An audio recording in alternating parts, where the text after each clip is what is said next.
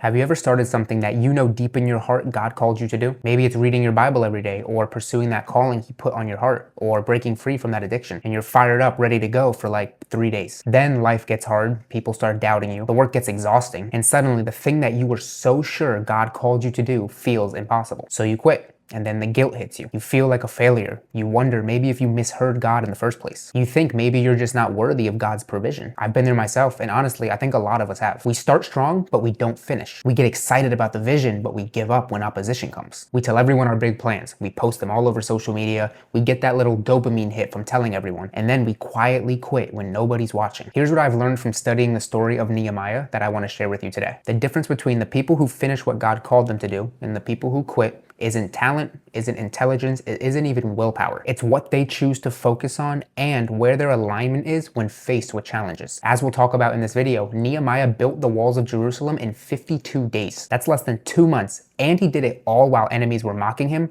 plotting to kill him, and trying to distract him every step of the way. He didn't have the perfect conditions. He didn't wait until everyone supported him. He didn't quit when things got hard. He kept building while holding a weapon in one hand and a hammer in the other because people were literally trying to kill him. So why do we quit when somebody leaves a mean comment? Why do we give up when we miss 1 day of our Bible reading plan? Why do we abandon what God called us to do the moment it stops feeling easy? In this video, I want to show you exactly why you keep quitting and how to stop. You'll learn what Nehemiah did differently, the framework that he used to stay focused when chaos surrounded him, and the exact steps that you can take today to finally finish what God started in your life. By the end, you'll have a clear battle plan on how to build your wall, whatever that looks like for you, without getting distracted, discouraged, or derailed. All right, so be honest with me for a second. How many times has this thought crossed through your head? If I just have more discipline, more motivation, and more willpower, then I'd finally be able to finish what God called me to do. Because of this thought, we try harder. We make commitments, we set goals, and we tell ourselves that this time, it's gonna be different. And then to no surprise, we fail again. But here's something I want you to remember. The reason you keep quitting is not because you're weak. It's because you're relying on the wrong source of strength. Most Christians approach God-given goals the same way people approach New Year's resolutions. We get hyped up, we announce our plans to everyone, we ride that wave of motivation for a few days, and then we crash and burn the moment opposition shows up. Let me paint you a picture. You decide this year that you're finally gonna read through the entire Bible. You post about it on Instagram, you go around telling all your family and friends, you buy a fancy new Bible and some new highlighters. And week 1 is incredible. You're highlighting everything and you feel spiritually locked in. Week 2, you miss a day because work got crazy, but no big deal, you'll catch up tomorrow. By week 3, you've fallen 3 days behind. You feel guilty and you think about catching up, but it just all feels overwhelming. By week 4, you've completely given up. And now you feel like a failure because everyone saw you announce your goal and you couldn't even make it past the first month. This is exactly what Nehemiah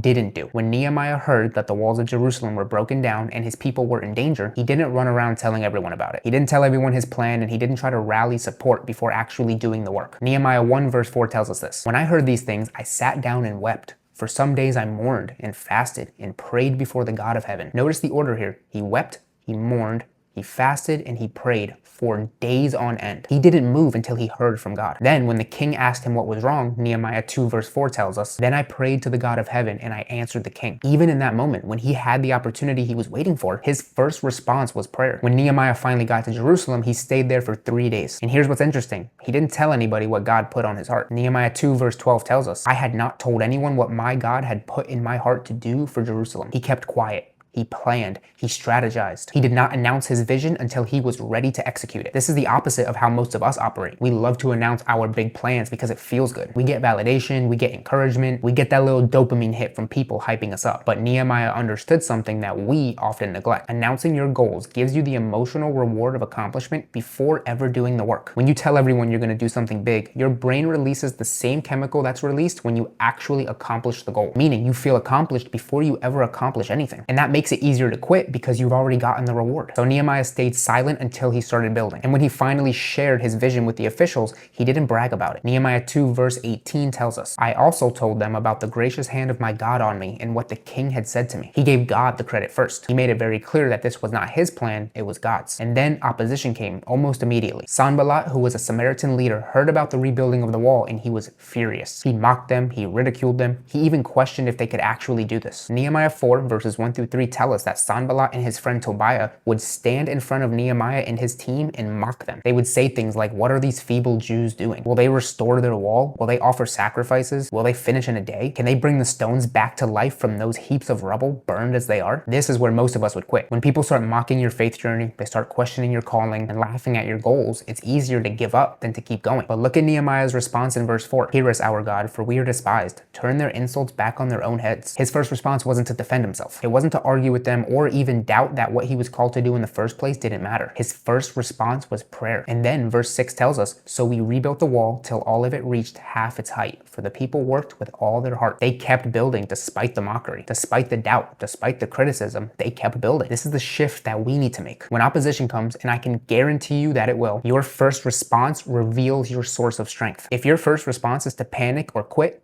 you're relying on yourself. If your first response is to defend yourself or prove everyone wrong, you're relying on yourself. But if your first response is to pray and keep building, you're relying on God's strength. And what happens when you rely on God's strength? You become unstoppable and you can do anything. As Nehemiah kept building, the opposition got worse. Sanballat and his allies actually attempted to attack the workers. They knew that the people were exhausted, they were running out of strength, and they were afraid. So he plotted to kill Nehemiah and his workers. But this didn't stop Nehemiah either. Chapter 4 verse 9 tells us, but we prayed to our God and posted a guard day and night to meet this threat. He prayed first and then he took action, not the other way around. They continued to build the wall, all while holding weapons because people were trying to attack them. Actually think about that for a second. They continued to do the work that God called them to do, all while fighting for their lives. And they still didn't quit. Then the enemy began to change tactics. They couldn't stop Nehemiah with threats, but maybe they could stop him with distractions. They sent messengers to Nehemiah 5 times asking him to come with them. They even suggested that they wanted to make him king. It sounded like a promotion and a good opportunity. It sounded like something good. Maybe God was blessing him for his work. But Nehemiah saw right through it. Chapter 6 verse 3, he says, I am carrying on a great project and cannot go down.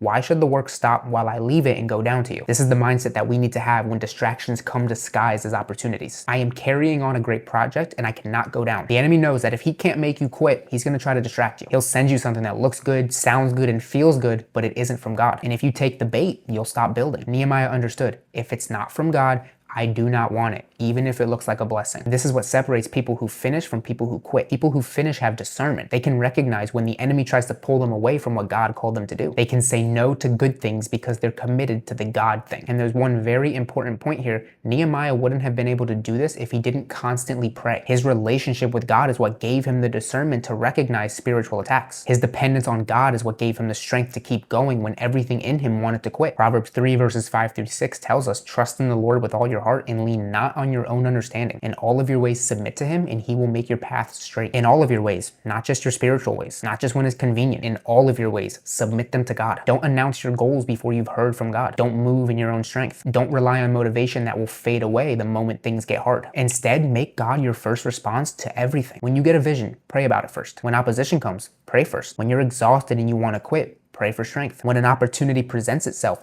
pray and ask God about it. Because when he is your source of strength, you won't quit when things get hard. You'll keep building, you'll stay focused, and you'll finish what he started. Nehemiah completed the wall in 52 days despite the constant opposition, all because he relied on God as his source of strength. And you can finish what God called you to do too. Not because you're strong enough to do it on your own, but because the same God who helped Nehemiah is helping you. So here's how to build your own wall when everything around you is trying to tear it down. Nehemiah's response to the 5th distraction attempt was, I am carrying on a great project and cannot go down. When you know exactly what God called you to do, nothing will stop you from doing it. Most people quit because they don't have a framework for handling opposition. They think that if God called them to do something, then it should be easy, that the path should be clear, that progress should come naturally, and that people should support them. But Nehemiah's story proves the exact opposite. When God calls you to do something significant, opposition is guaranteed. Criticism is coming. Distractions will show up. The enemy will attack you, but that's not a sign that you're on the wrong path. It's actually confirmation that you're on the right one. The enemy doesn't waste his time attacking people who aren't doing anything meaningful. But when you start building what God called you to build, you're his #1 target and he'll throw everything he has at you to try to get you to stop. So here's exactly how to stay focused and finish what God started, even when everything around you is trying to tear you down. First, stop planning without praying. First thing you need to understand is this. Every decision you make should start with prayer, not end with it. Most of us treat prayer like a backup plan. We make our decisions, we figure out our strategy, and we decide what the next move is going to be. And then then we pray and ask God to bless it. But we're basically saying, hey God, I've already decided what I'm gonna do. Can you just make it work for me? Doesn't that sound backwards? Nehemiah prayed before asking the king for permission. He prayed before he answered the king's questions. He prayed when opposition came, not after it left. He prayed when threats arrived, not after they left. He prayed when he was feeling exhausted, and he prayed when people tried to distract him. Prayer was not his last resort, it was his first response. Look at how consistent this pattern is throughout the story. When Sanballat mocked them, Nehemiah 4 verse 4 says, "Hear us, our God, for we are despised."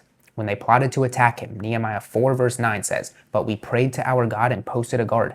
When his hands grew weak, Nehemiah 6 verse 9 says, "But I prayed, now strengthen my hands." Every single time he prayed first. James 1 verse 5 promises, "If any of you lacks wisdom, you should ask God, who gives generously to all without finding fault, and it will be given to you." God wants to guide your decisions. He wants to direct your steps. He wants to give you wisdom, but you have to ask him for it first. Before you open social media in the morning, pray. Before you make that decision about your relationship, pray. Before you respond to that criticism, pray. Before you plan your day, pray. Before you take that next step in your calling, pray. Make prayer a reflex, not an afterthought. Once I started doing this, it completely changed how I approach everything. Instead of waking up and immediately checking my phone or getting to work, I pray first. Instead of reacting emotionally when something goes wrong, I pray first. Instead of making a big decision based on how I feel, I pray and I wait for God to respond. And you know what I've noticed? When I pray first, I make better decisions. I have more peace. I'm less reactive. I don't waste time going down paths God doesn't want me to go down because I keep checking in with him after every step. Psalm 5 verse 3 says, "In the morning, Lord, you hear my voice. In the morning, I lay my request before you and wait expectantly." Keyword, wait expectantly, not pray and then immediately move. Pray and wait for God to guide you. When you make God your first response and not your last resort, everything changes. You stop moving in your own strength and you start moving in his. You stop relying on motivation that fades and you start relying on a God who never fails. You stop quitting when things get hard because you know the one who called you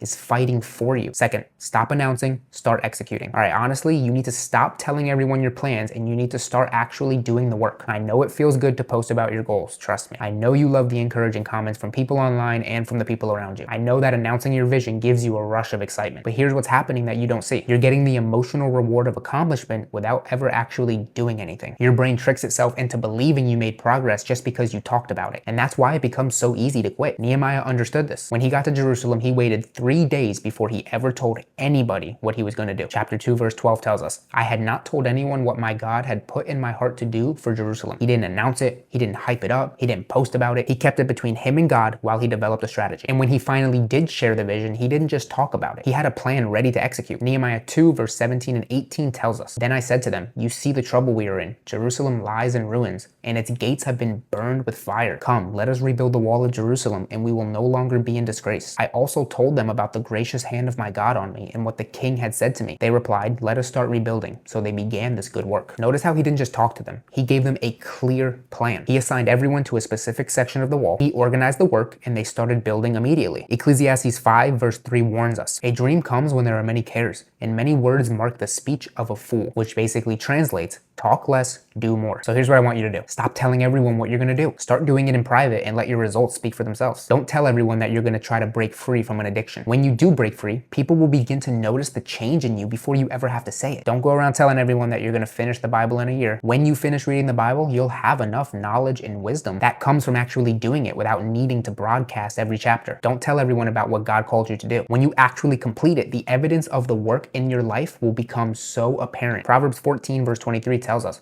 "All hard work brings a profit, but mere talk leads only to poverty." So stop talking about what you're gonna do. Put your head down, pray about it, and build your wall in silence. Also, when you're not accountable to social media, the likes, the comments, and the opinions of people around you, you become accountable to only God. When you're not chasing validation from people, you're chasing obedience to the Lord. When you're not announcing your progress, you're actually making progress. Third point, when the enemy sees you building, he's going to send distractions. So not every opportunity that you face is from God. And trust me, the enemy is very good at sending distractions disguised as blessings. This is where most people get pulled away from what God called them to do. They start reading their Bible consistency. They start finally breaking free from that sin. They start pursuing their calling. And then something shows up that looks like an opportunity. A relationship that looks promising, but it pulls you away from your spiritual disciplines and relationship with God. A job opportunity that pays well, but it requires you to compromise your values. A ministry opportunity that sounds promising, but it isn't what God told you to focus on right now. And because it looks good, you take it. And because of that, you stop building. This is exactly what happened to Nehemiah. After all of the threats and mockery didn't work, they changed tactics. Sanballat and Geshem sent me this message. Come, let us meet together in one of the villages on the plain of Ono. But they were scheming to harm me. They invited him to a meeting, making it sound like a peace talk and that they were going to hash everything out. They even sent the message to him 5 times because Nehemiah kept saying no. So they tried a different angle. They spread rumors that Nehemiah was trying to make himself king and suggested that they should talk about it. It sounded like they were offering him a promotion or a position of power. But Nehemiah again saw straight through it. Every single time his response was the same. I am carrying on a great project and I cannot go down. Why should the work stop while I leave it and go down to you? He recognized these opportunities for what they really were. Distractions designed to stop the work. 2 Corinthians 11 verse 14 warns us, Satan himself masquerades as an angel of light. The enemy doesn't always come at you with obvious attacks. Sometimes he comes with opportunities that look like blessings, but they're really distractions. This is why prayer and discernment are so crucial. When you have a relationship with God, you can recognize what's from him and what's not. You can feel when something's off. You can discern between something that's a good opportunity and that's a God opportunity. So here's the test and the question that you should ask yourself. Does this opportunity require me to stop building what God called me to do? Does it pull me away from my spiritual disciplines? Does it compromise my values or my calling? If the answer is yes, it's a distraction, no matter how good it looks. Maybe it's a relationship that seems perfect, but that person doesn't share your faith. It's a distraction. Maybe it's a good cause that sounds noble, but it isn't what God wants you to focus on right now. It's a distraction. Maybe it's a career move that gives you more money, but it takes time away from God. That's a distraction. Nehemiah's response is one that you need to memorize. I am carrying on a great project and I cannot go down. You don't owe anyone an explanation for why you're saying no. You don't have to justify your obedience to God. When you know what God called you to do, you protect it with your life. You say no to everything that pulls you away from it, even if it looks like a blessing. Philippians 3 verse 13 and 14 tells us,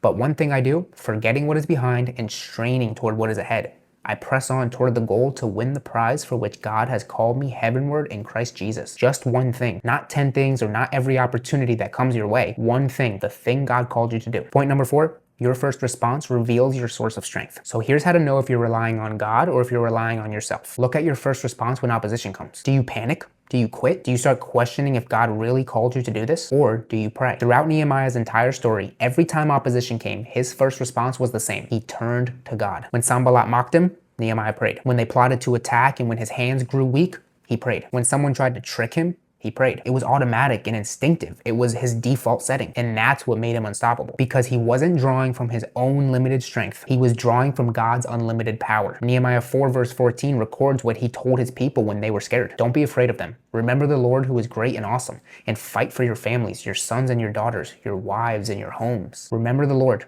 That's the key. When fear comes, when opposition comes, when you want to quit, remember who your God is. Remember what he's done. Remember that he's fighting for you. Psalm 46 verse 1 says, God is our refuge and strength, an ever-present help in trouble. He's not a sometimes help. He's not a maybe help. He's an ever-present help. Always there. Always ready, always fighting for you. So practically, here's what this looks like. When temptation hits, pray before you act. When criticism comes, pray before you defend yourself. When you feel like quitting, pray before you walk away. When anxiety begins to creep in, pray before you spiral out of control. Please start making prayer your first response, not your last resort. I used to be a reactor myself. Someone would criticize me and I immediately started thinking about how I'm gonna fire back. Temptation would hit and I would give in before ever thinking to pray. I'd feel overwhelmed and start spiraling out of control before I ever asked God for help. But when I started making prayer my first response, everything changed. Instead of reacting out of emotion, I started reacting from a place of peace. Instead of relying on my own strength, I tapped into God's. Instead of quitting when things got hard, I prayed and kept building. 2 Chronicles 20 verse 12 is one of my favorite prayers in the Bible. King Jehoshaphat was facing an army so big that he didn't know what to do. So he prayed, we do not know what to do,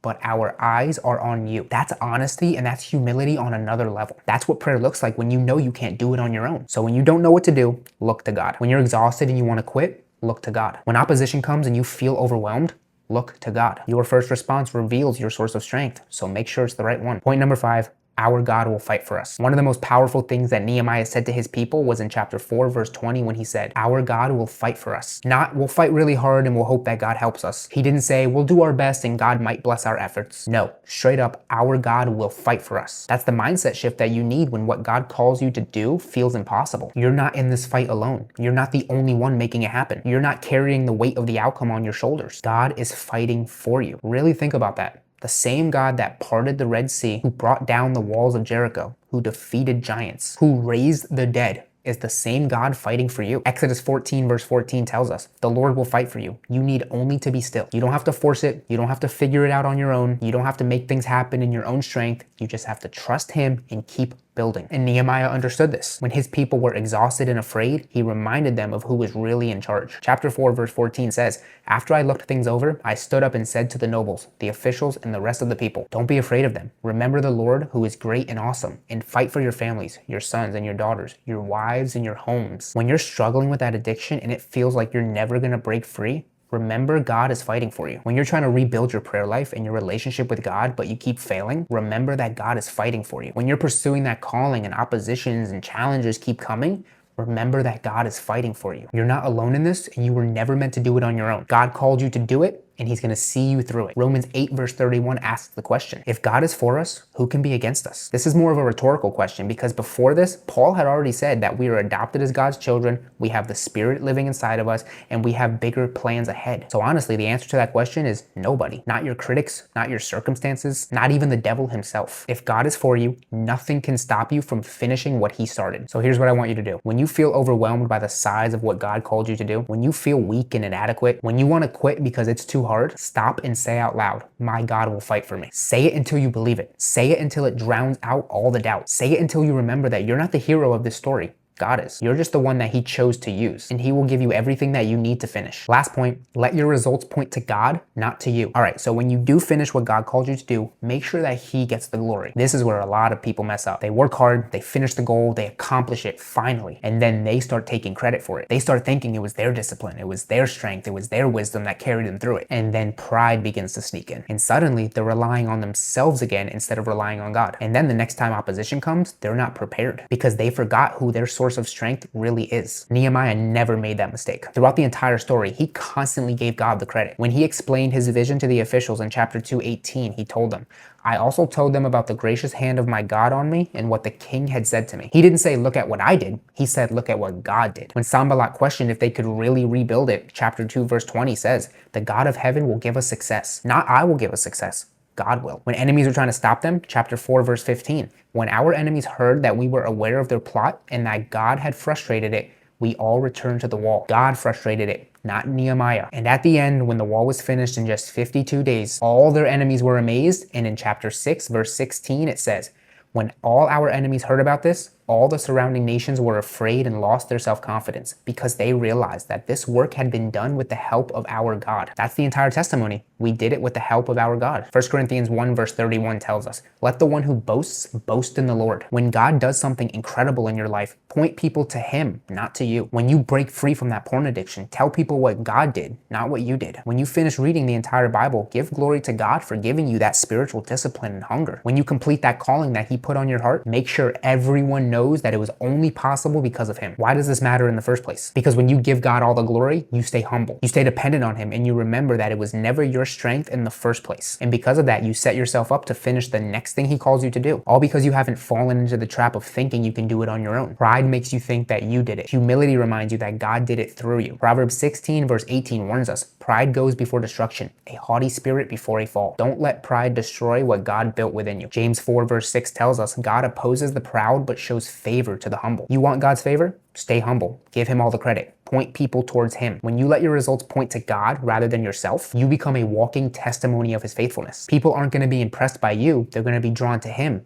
And that's okay because that's the whole point. So if you're in the middle of building your wall right now, whatever that looks like for you, I want you to know something. You can finish this. Not because you're strong enough on your own, not because you have it all figured out, not because opposition won't show up, but because the same God who helped Nehemiah rebuild the walls of Jerusalem in 52 days, all while enemies were attacking him, is the same exact God who's fighting for you right now. So pray first, always, please, before you move, pray. Before you plan, before you respond, pray. Keep your vision between you and God until you start building. Stop announcing, start executing. Recognize distractions for what they are. Spiritual attacks designed to pull you away from what God called you to do. Say no to the good things so you can say yes to the God thing. When opposition shows up, make prayer your first response, not your last resort. Remember that God is always fighting for you. You are not in this alone. And when you finish, give him all the glory. Let your results point to him, not to you. Nehemiah said, once again, I am carrying on a great project and I cannot go down. So ask yourself, what's your great project? What has God called you to to do that you keep quitting? What wall in your life do you need to rebuild? Whatever it is, stop quitting. Stop getting distracted. Stop relying on your own strength. Pray first,